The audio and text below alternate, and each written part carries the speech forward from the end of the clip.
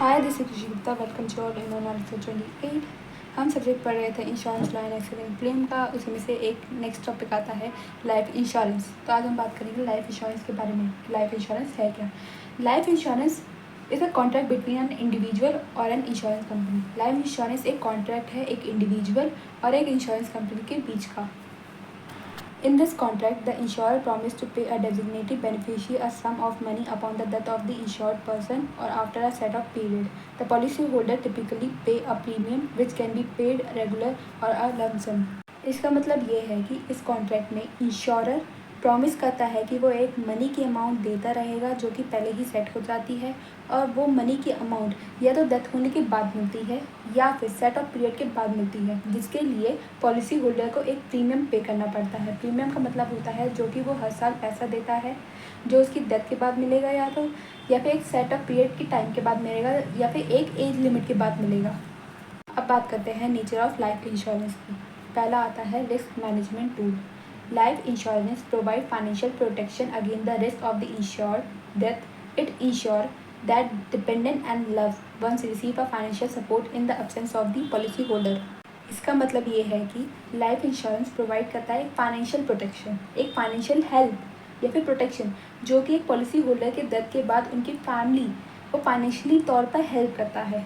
मतलब अगर किसी एक इंसान की डेथ हो जाती है जिसने लाइफ इंश्योरेंस ले रखा है, और उसकी डेथ के बाद उसकी जो फैमिली होगी उसको लाइफ इंश्योरेंस वाले फाइनेंशियली तौर पर हेल्प करेंगे, उसको प्रोटेक्शन करेंगे एज अ फाइनेंशियल तौर पर।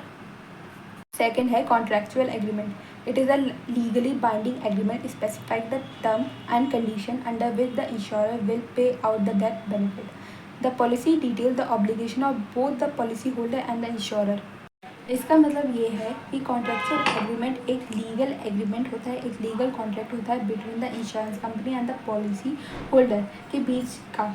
ठीक है, ये दोनों के टर्म्स एंड कंडीशन बताता है, क्या रूल्स है, क्या रेगुलेशन है, क्या मनी का अमाउंट देना पड़ेगा इंश्योरेंस कंपनी को।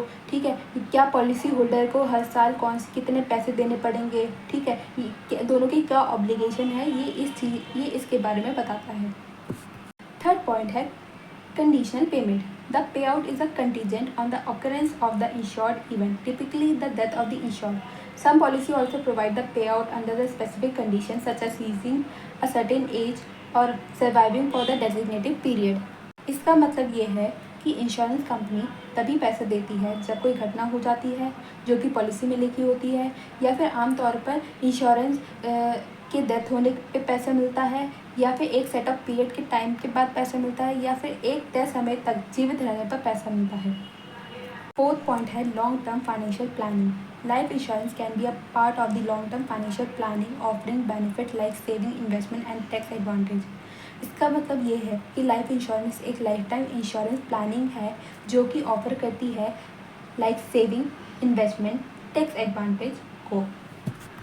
हमने नेचर ऑफ लाइफ इंश्योरेंस के 4 तरीके के नेचर को पढ़ लिया है। पहला है risk management tool, second is contractual agreement, third is conditional payment and fourth is long term financial planning.